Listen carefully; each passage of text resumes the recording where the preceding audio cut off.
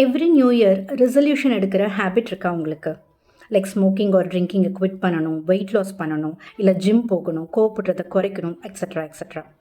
ஆனால் ஒரு மாதம் கூட அது கன்சிஸ்டண்ட்டாக பண்ண முடியலன்னா ஸ்ட்ரெஸ் ஆவீங்களா? இதுவே எவ்ரி இயர் கண்டினியூவும் ஆகிட்டுருக்கா? That's okay. ஒரு நல்ல விஷயம் பண்ணணும் அப்படின்னு நினைக்கிற அந்த ஒரு தாட் ப்ராசஸே நல்ல ஒரு பிகினிங் தான். நம்ம லைஃப் நம்ம கையில் அப்படிங்கிற அந்த ஒரு சென்ஸ் ஆஃப் கண்ட்ரோல் நமக்கு கொடுக்கும். ஆனால் அதே மோட்டிவேஷன் சீக்கிரமாக ஃபேட் அவுட் ஆகிறப்ப அது நமக்கு ப்ரெஷர் ஆகவும் வாய்ப்பு இருக்குது. லைக் இப்போ ஒரு 2 நாள் ஜிம் போக முடியல கண்டினியூஸாக அப்படின்னா உடனே அவ்வளோதான் அப்படின்னு குவிட் பண்ணுற அந்த மைண்ட் செட் வந்துடும். இதை எப்படி ஹெல்த்தியாக டேக்கிள் பண்ணலாம் அப்படின்னா, பர்ஃபெக்ஷனிசமை அவாய்ட் பண்ணுங்கள். Focus on the process and the journey and immediate ரிசல்ட்ஸை எதிர்பார்க்காதீங்க.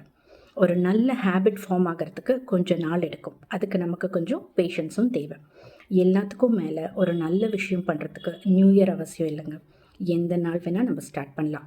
நமக்கு அந்த வில்லிங்னஸும் எஃபர்ட்ஸும் இருந்தாலே போதும். ஸோ நீங்கள் ஸ்டார்ட் பண்ணுற அந்த நாள் தானாகவே நல்ல நாளாக மாறிடும்.